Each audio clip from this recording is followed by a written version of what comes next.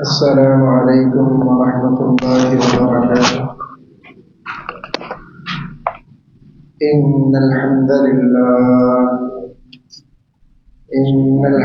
لله نحمده ونستعينه ونستغفره ونعوذ بالله من شرور أنفسنا ومن سيئات أعمالنا. من يهده الله فلا مضل له ومن يضلل فلا هادي له. وأشهد أن لا إله إلا الله وحده لا شريك له. وأشهد أن محمدا عبده ورسوله. اللهم صل على محمد وعلى آل محمد كما صليت على إبراهيم وعلى آل إبراهيم إنك حميد مجيد. اللهم بارك على محمد وعلى آل محمد كما باركت على إبراهيم وعلى آل إبراهيم إنك حميد مجيد. أعوذ بالله السميع العليم من الشيطان الرجيم من همزه ونفخه ونفثه. بسم الله الرحمن الرحيم. يا أيها الناس اتقوا ربكم الذي خلقكم من نفس واحدة وخلق منها زوجها وبث منهما رجالا كثيرا ونساء. واتقوا الله الذي تساءلون به والأرحام إن الله كان عليكم رقيبا. يا أيها الذين آمنوا اتقوا الله حق تقاته ولا تموتن إلا وأنتم مسلمون. يا أيها الذين آمنوا اتقوا الله وقولوا قولا سديدا يصلح لكم أعمالكم ويغفر لكم ذنوبكم ومن يطع الله ورسوله فقد فاز فوزا عظيما. أما بعد فإن خير الحديث كتاب الله وخير الهدي هدي محمد صلى الله عليه وسلم وشر الأمور محدثاتها وكل محدثة بدعة وكل بدعة ضلالة وكل ضلالة في النار.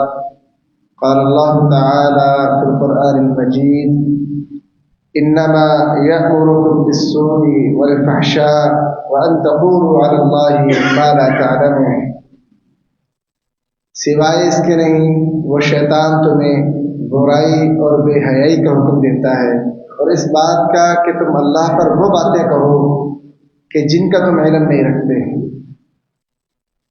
محترم بھائیو، آج کا خطبہ حیا کے حوالے سے ہے. اگر آپ آج معاشرے میں پائی جانے والی برائیوں کے بارے میں غور و فکر کریں کہ وہ برائیاں معاشرے میں کیوں موجود ہیں اور دن بدن برائیاں بڑھتی ہی چلی جا رہی ہیں، تو ایک بہت بڑی وجہ آپ کو حیا کا نہ ہونا یہ ملے گی. آج حیا کی کمی کی وجہ سے بہت زیادہ برائیوں کا شکار ہے ہمارا معاشرہ، کیونکہ یہ حیا ہی تو وہ چیز ہے کہ جو چیز انسان کو گناہوں سے روکتی ہے. بھلے وقتوں میں اور آج بھی بندہ کوئی برا کام کرنے لگے نا، والد کے سامنے نہیں کرتا، یعنی مجھے باپ سے حیا آتی ہے، شرم آتی ہے. یہ حیا جو ہے نا، یہ انسان کے اندر ایک ایسا وصف ہے جو انسان کو ایسی تمام تر اعمال اور چیزوں سے روکے رکھتا ہے جو انسان کی عزت کو داغدار کرتا ہے. اور جب یہ وصف انسان سے کھو جائے پھر انسان کو کوئی پرواہ نہیں اس کے سامنے کون ہے اور وہ کون سی برائی کر رہا ہے. وہ ہر برائی کرتا جاتا ہے اور کسی کا لحاظ بھی نہیں کرتا. اور اللہ تعالیٰ ہمیں اس کیفیت سے محفوظ رکھے کہ ہم لوگوں کا بھی لحاظ کریں اور اللہ کا بھی لحاظ کریں. آج 14 فروری ہے اور دنیا میں بے حیائی کا دن منایا جا رہا ہے. حالانکہ دلوں کا خالق تو اللہ ہے، اور اللہ کی صفت کیا ہے؟ ان اللہ حیی ستیر یحب الحیا والستر، اللہ تو بڑی حیا والا، بڑا پردہ پوش ہے، پردے ڈالنے والا ہے، اللہ تو حیا کو پسند کرتا ہے۔ اب خالق دنوں کا رب العالمین ہے، دنیا والوں کے پاس کہاں سے اختیار آ گیا کہ وہ دنیا کے اللہ کے بنائے ہوئے دنوں میں سے کسی دن کو بے حیائی کا دن قرار دے دے اور اس دن اللہ کی نافرمانیاں کرنی شروع کر دیں۔ آج کچھ نام نہاد لوگ جو جینے مرنے کے دعوے کریں گے اور ایک ایسی غلط چیز کی طرف قدم بڑھائیں گے کہ جو شیطان کا مقصد رہا ہے، اور انسان کو شیطان اسی رستے سے بہکاتا ہے، اور اللہ نے اس چیز کو قرآن میں واضح بھی کیا ہے، انما یأمرکم بالسوء والفحشاء۔ اللہ نے بندوں کو بتایا ہے، میرے بندو یہ شیطان اس کی چال یہ ہے کہ تمہیں برائی اور بے حیائی کا حکم دے کے تمہیں بہکائے گا، اور آج بہت سے لوگ شیطان کے بہکاوے میں آ جائیں گے۔ محترم بھائیو، آج کا خطبہ حیا کے حوالے سے ہے کہ اسلام میں حیا کی کیا اہمیت ہے، اور بے حیائی اسلام کے نزدیک کس قدر گندی چیز اور ناپاک چیز ہے۔ نبی کریم صلی اللہ علیہ وسلم نے اشج بن قیس رضی اللہ تعالیٰ عنہ سے کہا، ان فیک خصلتین یحبہم اللہ، تجھ میں دو ایسی خوبیاں ہیں جن سے اللہ محبت کرتا ہے۔ کون کون سی؟ الحلم والحیا، ایک تو ٹھنڈے مزاج کا بردبار آدمی ہے، دوسرا تجھ میں حیا ہے۔ یہ دو ایسی عظیم الشان خوبیاں ہیں تجھ میں کہ اللہ اس خوبیوں کی وجہ سے تجھ سے بھی محبت کرتا ہے اور ان خوبیوں سے بھی محبت کرتا ہے۔ یعنی اللہ کی محبت یہ حیا سے بندے کو حاصل ہوتی ہے، اور بے حیا اللہ کا محبوب بندہ نہیں ہوتا۔ وہ ہو سکتا ہے کہ اپنی اس بے حیائی کی بنا پر دنیا میں کسی ایک فرد، ایک ذات کی حد تک تو کسی کا محبوب بن سکتا ہے، لیکن رب العالمین کا محبوب نہیں بن سکتا۔ رب العالمین کے نزدیک بدترین بندوں میں سے بے حیا بندہ ہے۔ یہ جو ایمان ہے نا کہ جس کے بغیر جنت میں داخلہ نہیں، کم از کم ایک ذرہ ایمان ہو تو جنت سے بندہ نجات پا جائے گا، یہ ایمان اور بے حیائی کسی دل میں اکٹھے نہیں رہ سکتے۔ نبی کریم صلی اللہ علیہ وسلم نے فرمایا الحیاء والایمان قرنا جميعا، کہ اللہ نے نا حیا اور ایمان کو ملا دیا ہے اکٹھے۔ یہ اکٹھے ہی ہیں، آئیں گے تو اکٹھے آئیں گے، جائیں گے تو اکٹھے جائیں گے۔ فَإِذَا رُفِعَ أَحَدُهُمَا رُفِعَ الْآخَرُ، جب ان دونوں میں سے کوئی ایک چیز بندے سے نکل جائے تو دوسری خود بخود نکل جاتی ہے۔ یعنی اگر بندے سے حیا جاتی رہے نا تو وہ یہ سمجھ لے کہ میرا ایمان بھی کوئی نہیں میرے پاس، وہ کسی غلط فہمی کا شکار نہ ہو کہ میں بڑا مومن بندہ ہوں، بڑا ایمان والا ہوں۔ جس میں حیا نہیں، ایمان بھی اس میں نہیں ہے، کیونکہ نبی کریم صلی اللہ علیہ وسلم نے فرمایا، آپ نے ایک صحابی کو دیکھا، آپ گزر رہے تھے تو آپ نے دیکھا کہ ایک انصاری صحابی اپنے بھائی کو نصیحت کر رہا ہے کہ یار تو شرماتا بڑا ہے، حیا بڑی کرتا ہے، اتنا نہ شرمایا کر۔ رسول کریم نے فرمایا دعہ، اے میرے صحابی اس کو چھوڑ دے، یہ نصیحت نہ کر اس کو۔ فإن الحیاء من الایمان، کیونکہ حیا تو ایمان میں سے ہے، اور تو اسے کیا کہہ رہا ہے کہ حیا نہ کیا کر، اتنا شرمایا نہ کر۔ دعہ، چھوڑ دے اس بات کو۔ فإن الحیاء من الایمان۔ حضرت قرہ بن ایاس رضی اللہ تعالیٰ عنہ کہتے ہیں کہ صحابہ کی مجلس بیٹھی ہوئی تھی تو حیا کا تذکرہ چل پڑا۔ نبی کریم صلی اللہ علیہ وسلم سے ایک صحابی نے استفسار کیا، اے اللہ کے رسول، کیا حیا یہ دین میں سے ہے؟ یعنی دین کا حصہ ہے حیا کرنا، یا صرف ایک صفت ہے، مسئلہ کوئی پیدا کر لے تو ٹھیک ہے، نہ کرے تو پھر بھی ٹھیک ہے؟ کہ نہیں صحابی، اے میرے پیارے صحابی، بل هو الدین کلو، دین میں سے نہیں ہے بلکہ یہی دین ہے۔ حیا دین میں سے نہیں ہے، بل هو الدین کلو، بلکہ یہی سارا دین ہے۔ جس بندے میں حیا ختم ہو جائے گویا اس کا دین چلا گیا، ایمان چلا گیا اس کا۔ اس لیے کوئی ایسا معاملہ نہیں ہے کہ جس کو بڑا ہم نظر انداز کر دیں اور اس کی فکر نہ کریں۔ جو بندہ اپنے ایمان کی فکر کرنا چاہتا ہے، دین کی فکر کرنا چاہتا ہے، ایمان کو مضبوط کرنا چاہتا ہے، وہ سب سے پہلے اپنی حیا کو دیکھے، کیا اس کی حیا اس کے پاس موجود ہے؟ کیا وہ اللہ کی حیا کرتا ہے؟ کیا وہ لوگوں کی حیا کرتا ہے؟ اور کیا حیا کا وصف اس کی زبان کی حد تک ہے کہ عمل کی حد تک بھی اس میں موجود ہے؟ اگر حیا ہے تو اسے خوش ہونا چاہیے کہ اللہ نے اسے ایمان کی نعمت سے نواز رکھا۔ اگر حیا نہیں ہے اس میں تو وہ اسے پچھتانا چاہیے اور اپنی اصلاح کرنی چاہیے کہ مجھ سے میرا ایمان چھین لیا گیا۔ محترم بھائیوں، یہ جو اخلاق ہے نا، اور یہ تو ہر معاشرے کے اندر یہ چیز پائی جاتی ہے کہ بندے کو اخلاق والا ہونا چاہیے۔ ہر مذہب نے اخلاق کی تعلیم دی ہے۔ یہ جو اخلاق ہے دین اسلام کی نظر میں، اسلام کی نظر میں وہ بندہ کبھی بھی اخلاق والا نہیں ہو سکتا جس کے اندر حیا نہیں۔ اسلام کہتا ہے اخلاق والا بندہ ہوتا ہی وہ ہے جو حیا والا۔ بے حیا بندہ کبھی بھی اخلاق والا نہیں ہو سکتا۔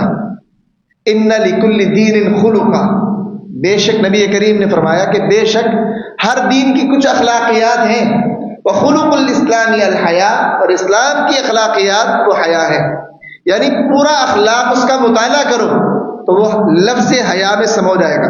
کوئی بندہ کہے نا کہ اسلام کی اخلاقیات کیا ہے، ایک لفظ سے اس کا جواب دیا جا سکتا ہے بھائی وہ حیا ہے۔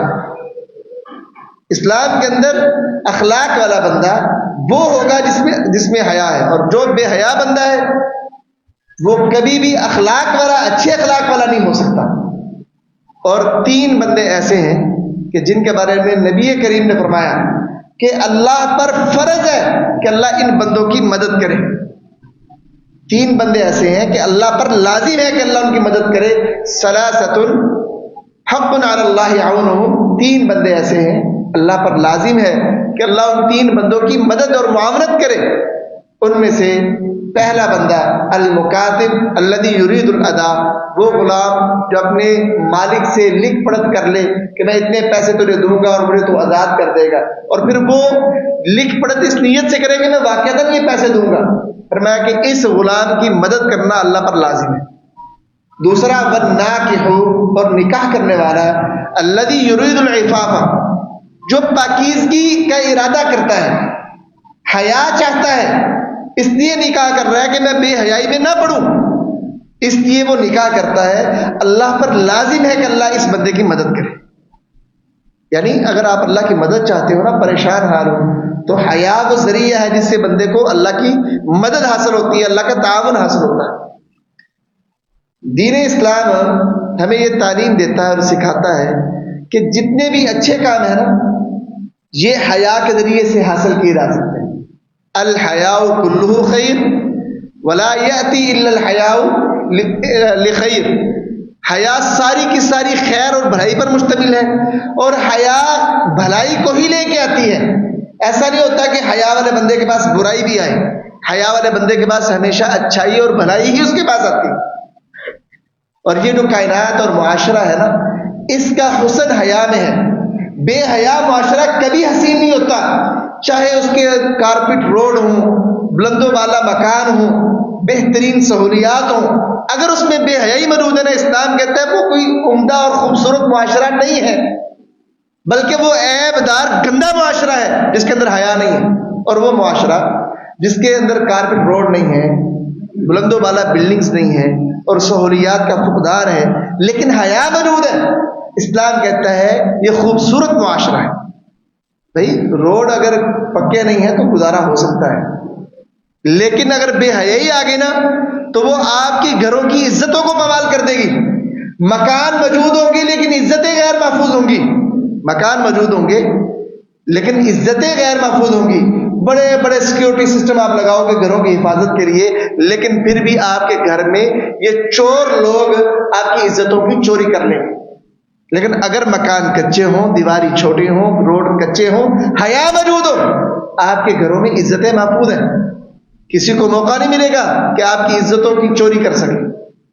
نبی کریم صلی اللہ علیہ وسلم نے فرمایا ما کان الفحش فی شیء الا شان، کہ جس چیز میں، جس معاشرے میں بے حیائی آ جائے وہ معاشرہ عیبدار ہو جاتا ہے، گندا ہو جاتا ہے۔ وما کان الحیاء فی شیء، اور جس معاشرے میں، جس چیز کے اندر حیا آ جائے الا زانہ، مگر وہ اسے خوبصورت بنا دیتی۔ یہ معاشروں کی، ملکوں کی خوبصورتی صرف سڑکوں میں نہیں ہے، یہ تو بہت معمولی سی چیز ہے بھائی. آج پاکستانی معاشرہ دیکھ لو، پاکستانی معاشرے کا بڑا مسئلہ سڑکوں کا پختہ نہ ہونا نہیں ہے، لوڈ شیڈنگ نہیں ہے. اللہ کی قسم جو بزرگ لوگ ہیں، سمجھدار لوگ ہیں، وہ اس بات کو سمجھ رہے ہیں. آج کا بڑا مسئلہ ہماری نوجوان نسل کی بے راہ روی ہے. ان کی زبانیں نہیں پکڑی جا رہی، ان کی زبانوں سے کسی کی عزت محفوظ نہیں ہے. جو ان کے دل میں آتا ہے بولنا شروع کر دیتے ہیں، کسی کا لحاظ نہیں ہے، کوئی پرواہ نہیں ہے انہیں. اور کسی بڑی شخصیت کا، عالم کا، جس کی بات ان کے مزاج کے خلاف آ گئی، بس وہ بندہ تو ان کی تنقید کا شکار ہو گیا، اور وہ تنقید بھی عقل سے آ رہی. تو اس لیے آج کے ملک پاکستان کا بڑا مسئلہ وہ بے حیائی ہے. لوگوں کے اندر حیا نہیں رہا، شرم نہیں رہی. محترم بھائیو، اس کے مقابلے میں جو بے حیائی ہے، حیا تو اللہ کو محبوب چیز ہے. اللہ چاہتا ہے میرے بندوں میں حیا پیدا ہو. حیا کو ایمان کہا، دین کا. لیکن جو بے حیائی ہے، اللہ نے قرآن میں اس سے منع کیا. فرمایا قل انما حرم ربی الفواحش ما ظہر منها وما بطن، کہہ دیجیے کہ سوائے اس کے نہیں، میرے رب نے برائی، بے حیائی کو حرام کر دیا ہے، چاہے وہ ظاہری طور پر کی جائے یا خفیہ طور پر کی جائے. بے حیائی اللہ تعالیٰ نے تمام قسم کے بے حیائی کو اللہ تعالیٰ نے حرام کر دیا. اور ساتھ نبی کریم نے فرمایا ان اللہ یبغض الفاحش البذی، بے حیا اور بےہودہ گو بندے سے اللہ بغض رکھتا ہے. ایک ہے ناراض ہونا، بعض اوقات بندہ کسی سے ناراض ہوتا ہے لیکن بغض نہیں ہوتا. باپ اپنے بیٹے سے ناراض ہو جاتا ہے لیکن کیا باپ کے دل میں بغض بھی ہوتا ہے؟ بغض نہیں ہوتا، وقتی ناراضگی ہوتی. لیکن بے حیا بندہ یہ اتنا نفرت کے لائق بندہ ہے کہ اللہ اس سے بغض رکھتا ہے. بغض یہ جب بندے میں، ہمارے دنیا کے اندر بھی جس سے بندہ بغض رکھتا ہے نا، تو اس کی کبھی مدد نہیں کرتا بلکہ اس کو نقصان پہنچانے کی کوشش کرتا ہے. تو جو بندہ بے حیا ہوتا ہے نا، یہ کبھی خیر پر نہیں ہوتا. اللہ کی مدد اس بندے کو حاصل نہیں ہوتی. اللہ کی مدد سے، اس کی رحمت سے محروم بندہ ہوتا ہے. ان اللہ یبغض الفاحش البذی، اللہ بغض رکھتا ہے بے حیا بےہودہ کو بندے سے.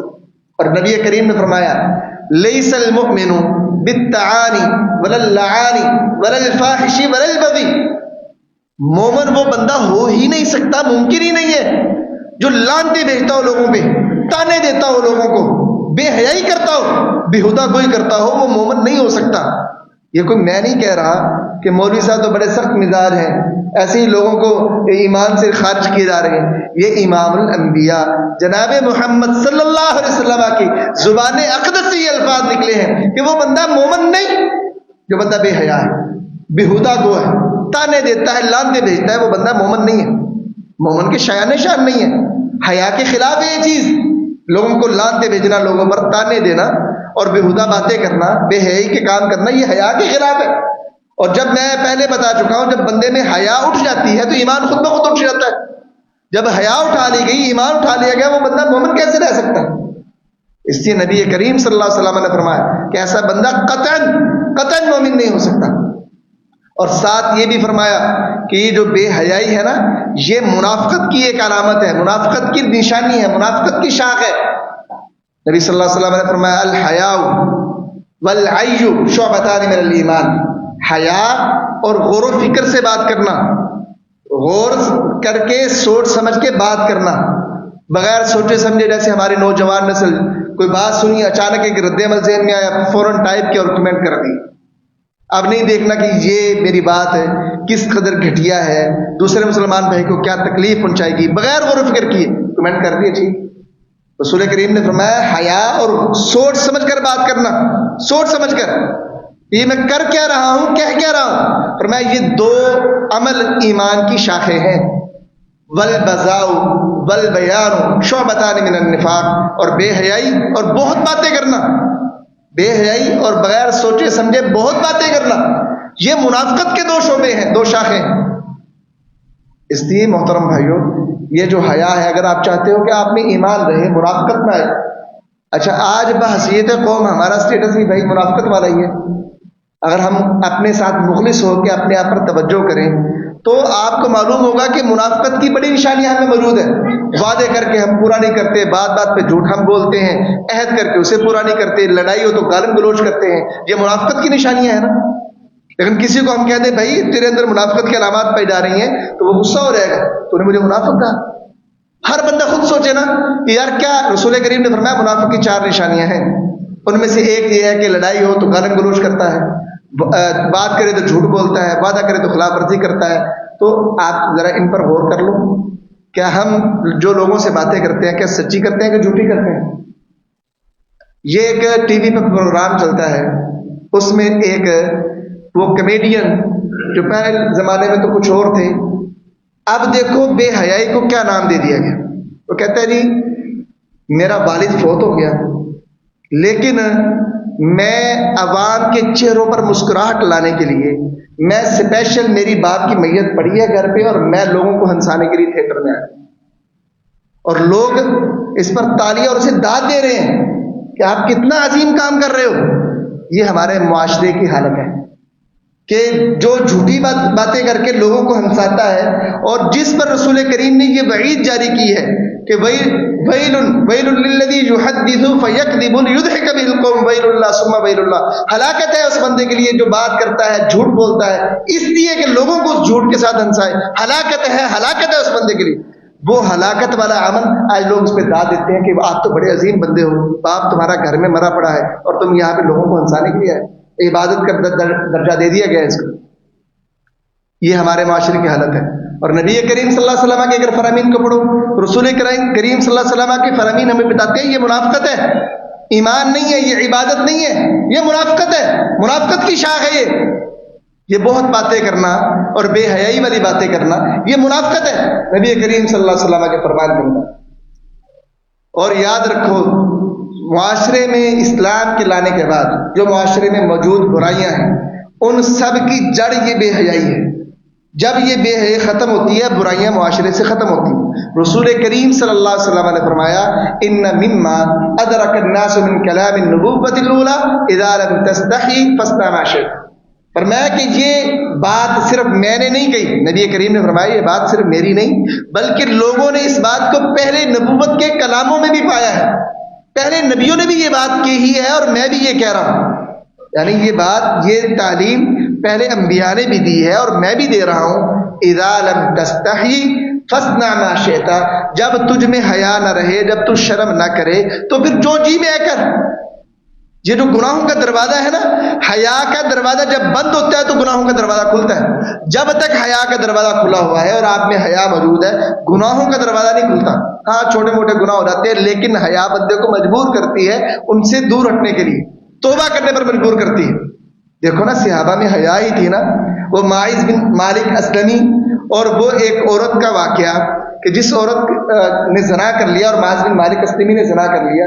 اب زنا کر لینے کے بعد حیا موجود تھی، فوراً رسول کریم کے پاس اللہ کے رسول غلطی ہو بیٹھی ہمیں پاک کی. فرمایا جاؤ توبہ کر لو. تھوڑا سا گئے پھر واپس آئے، اللہ کے رسول پاک کیجیے.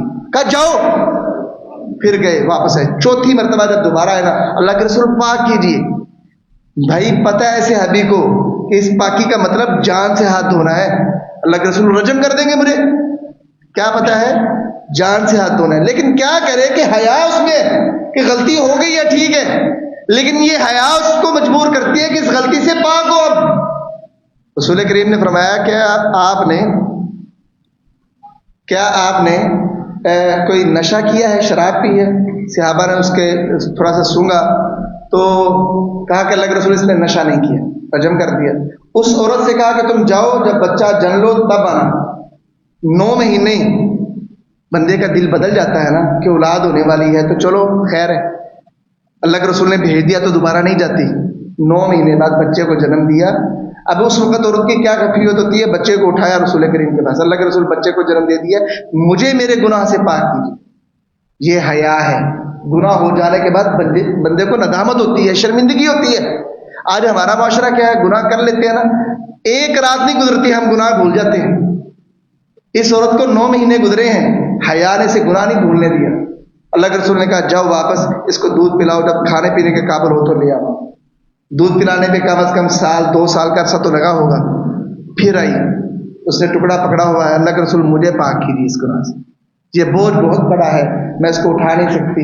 یہ حیا ہی تھی نا جو اس عورت کو اس بات پہ مجبور کر رہی تھی. محترم بھائیوں, آپ سب میرے لیے قابل احترام ہیں. حضرت ابی بن کعب رضی اللہ تعالیٰ عنہ اور ابو ذر غفاری جمعے کے اندر تشریف فرما تھے.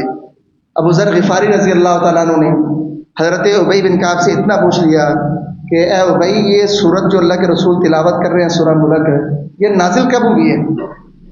تو حضرت ابی نے اسے خاموش کروایا. جمعہ ختم ہوا تو حضرت ابی نے کہا, ابو ذر تیرا اجر ضائع ہو گیا. حضرت ابو ذر نے کہا, میں نے غلط بات کون سی کر دی ہے جو میرا اجر ضائع ہو گیا؟ کہا, تو نے جو مجھ سے پوچھا ہے کہ یہ سورت کب نازل ہوئی تو اس وجہ سے تیرا اجر ضائع ہو گیا. حضرت ابو ذر غفاری رضی اللہ تعالیٰ عنہ غصے سے رسول کریم کے پاس ہے. اللہ کے رسول ابی کہتا ہے رضی اللہ تعالیٰ عنہ کہ تیرا اجر ضائع ہو گیا. تو نبی کریم صلی اللہ علیہ وسلم میں صدا کا ابی سچ کہتا ہے. ابی, جمعے کے اندر آپس میں گفتگو کرنے سے بندے کے جمعے کا اجر ضائع ہو جاتا ہے. یہ میں فتویٰ نہیں لگاتا, یہ پیارے نبی جناب محمد صلی اللہ علیہ وسلم کا فرمان ہے. حتیٰ کہ کسی کو یہ کہنا کہ خاموش ہو جا, اس سے بھی بندے کے جمعے کا اجر ضائع ہو سکتا ہے. تو اس لیے جمعے کے دوران خاموشی کے ساتھ گفتگو سنا کریں. محترم بھائیوں, یہ آج چونکہ 14 فروری ہے اور بہت سے لوگ اپنی غیر محرم جو ان کی ہیں عورتوں سے ملیں گے اور محبت کا اظہار کریں گے. اسلام کے اندر غیر محرم عورت کے ساتھ مصافحہ کرنا یا اس کو چھونا اس قدر بڑا جرم ہے کہ نبی کریم صلی اللہ علیہ وسلم نے فرمایا, لَأَن يُطْعَنَ فِي رَأْسِ أَحَدِكُمْ بِمِخْيَةٍ مِّنْ حَدِيدٍ خَيْرٌ لَهُ مِنْ أَن تَمَسَّ امْرَأَةً.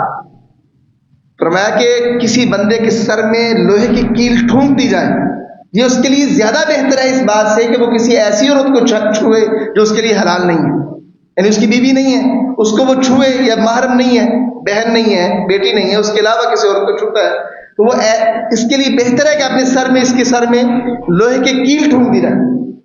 آج کئی لوگ اس کو بڑی اچھا اس محبت کو نا جو شادی سے پہلے ہمارے معاشرے میں پاکیزہ چیز سمجھا جاتا ہے, حالانکہ گندی چیز ہے, یہ بدبودار چیز ہے, لیکن ہمارے معاشرے نے اسے بڑی اچھی چیز بنا دی ہے اور لوگ بڑے فخر سے بتاتے ہیں جی یہ ہماری من پسند کی ہماری لو میرج ہے. اچھا جی ریلیشن کتنی دیر چلا؟ جی ہمارا 1 سال ریلیشن چلا. اور کیا بات ہے جی آپ کی لو میرج ہوئی؟ یہ ہمارے معاشرے میں ایک اچھی چیز سمجھی جاتی ہے.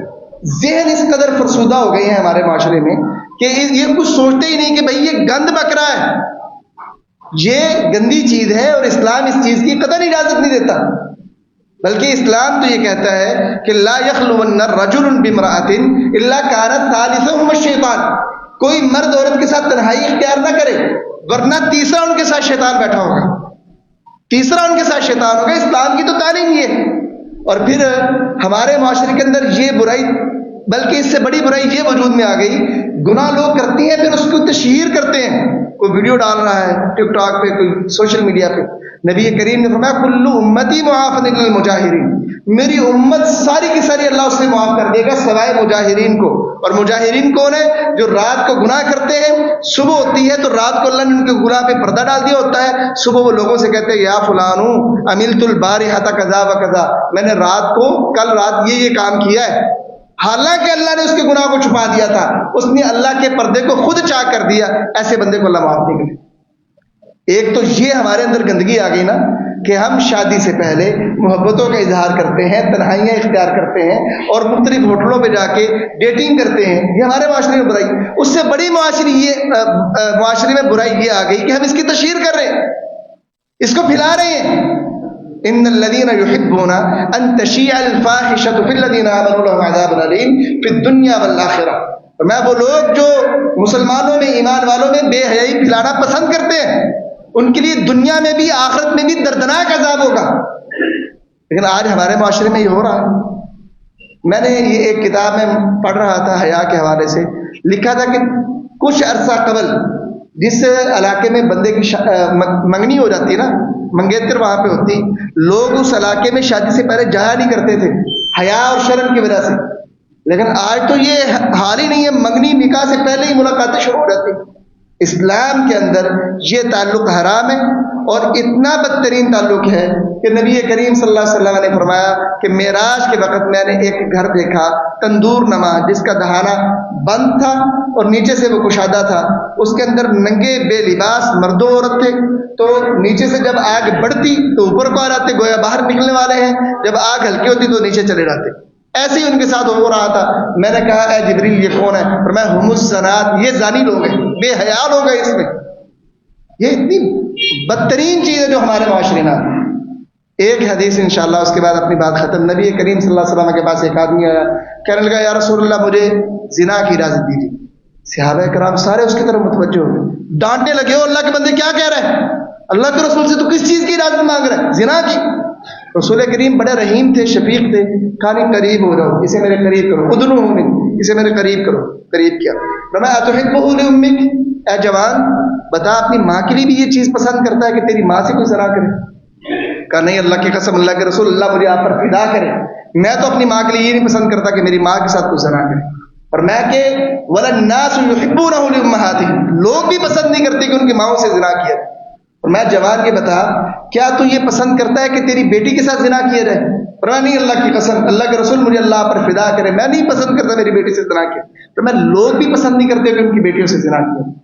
تو میں جوان بتا کیا تو اپنی بہن کے لیے پسند کرتا ہے؟ نہیں اللہ کے قسم۔ اپنی خالہ کے لیے، اپنی پھپھو کے لیے؟ نہیں اللہ کی قسم، اللہ کے رسول میں یہ پسند نہیں کرتا۔ اللہ کے رسول نے اس کے سینے پہ ہاتھ رکھا اور دعا دی۔ دعا کے بعد نوجوان کی حالت یہ تھی، اس نے غور بھی کیا ہوگا ان معاملات پہ کہ جب میں پسند نہیں کرتا تو لوگ بھی نہیں پسند کرتے، تو مجھے بھی لوگوں کی ماؤں بہنوں بیٹیوں کی عزتوں کی حفاظت کرنی چاہیے، نہ کہ ان پہ ڈاکے ڈالنے چاہیے۔ تو اس نے بھی یہ سوچا۔ صحابی کہتے ہیں کہ اس کے بعد وہ جوان کسی کی طرف آنکھ اٹھا کر نہیں دیکھا کرتا تھا۔ محترم بھائیوں، امام شافعی کہا کرتے تھے یہ جو بے حیائی ہے نا، یہ ایک قرض ہے، آپ کو ادا کرنا پڑے گا، آپ نہ کرو گے تو کسی نہ کسی کو ادا کرنا پڑے گا۔ تو محترم بھائیوں، اگر آپ لوگوں کی عزتوں کو پامال کرو گے نا تو اپنی عزت بھی تمہاری بچی نہیں رہے گی۔ عزتیں ان کی محفوظ رہتی ہیں جو لوگوں کی عزتوں کی حفاظت کرتے ہیں۔ آج محترم بھائیوں، ہم لوگوں کو، ملک پاکستان میں رہنے والے لوگوں کو اپنے معاشروں کے اندر یہ کام کرنا چاہیے، جو اس طرح کی بات کرے اس کی اصلاح کرنی چاہیے۔ بھائی آپ غلط راہ پہ ہو، یہ کوئی محبت پاکیزہ نہیں ہے، نہ عبادت ہے یہ، بلکہ یہ گند ہے جس کے اندر پڑ گئے ہو، اور اس پہ اللہ ناراض ہوتا ہے۔ ناراض ہی نہیں ہوتا، اللہ بغض رکھتا ہے۔ اللہ تعالیٰ سے دعا کروں کہ اللہ تعالیٰ ہمیں بھی، ہماری نسلوں کو بھی حیا والا بنائے۔ وما علینا الا البلاغ۔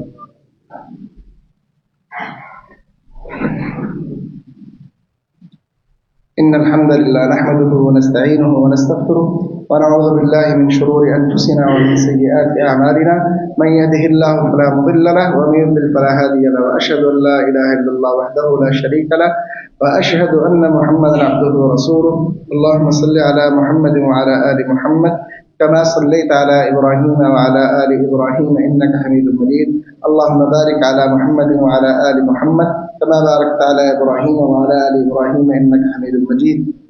سورہ یوسف تو سارے احباب پڑھتے ہوں گے، واقعہ بھی جناب یوسف کا سنا۔ حضرت یوسف کے واقعے میں یہ جو بات ہے، کمرے کے دروازے بند تھے، جناب یوسف وہاں موجود ہیں، جوان ہیں، اور عورت بھی حسن والی ہے، دعوت بھی دے رہی ہے۔ مفسرین کہتے ہیں گناہ کرنے کے سارے اسباب موجود تھے جناب یوسف کے پاس، وہ گناہ کرنا چاہتے تو کر سکتے تھے۔ عورت خود دعوت دے رہی ہے، عورت بھی اونچے خاندان کی ہے، اگر وہ دعوت قبول نہیں کرتے سزا بھی بھگتنی پڑنی تھی، جو کہ انہوں نے بھگتی۔ ہر طرح کے اسباب موجود تھے جناب یوسف کے پاس۔ ایک چیز نے انہیں روکا اور وہ حیا تھی، اللہ کا ڈر تھا۔ اللہ سے وہ شرما گئے کہ اللہ کا میں بندہ ہوں اور اللہ تو مجھے دیکھ رہا ہے نا، تو میں کیسے اللہ کے سامنے یہ زنا کروں۔ بندہ اپنے باپ کے سامنے بے حیائی نہیں کرتا، شرماتا ہے، تو اللہ تو بھائی ہر وقت دیکھ رہا ہے، تو اللہ باپ سے کیا زیادہ حق نہیں رکھتا کہ اللہ کی حیا کی جائے؟ جب بندہ اپنے باپ کے سامنے بے حیائی نہیں کر سکتا تو اللہ کے سامنے کیسے بے حیائی کرتے ہو؟ یا تو کوئی ایسا وقت ڈھونڈو کہ جب اللہ نہیں دیکھ رہا تو بے حیائی کر لو، اگر اللہ ہر وقت دیکھ رہا ہے تو بے حیائی چھوڑ دو، حیا والے بن جاؤ۔ اما بعد فان خير الحديث كتاب الله وخير الهدي هدي محمد صلى الله عليه وسلم وشر الامور محدثاتها وكل محدثه بدعه وكل بدعه ضلاله وكل ضلاله في النار۔ سبحان ربك رب العزه عما يصفون وسلام على المرسلين والحمد لله رب العالمين۔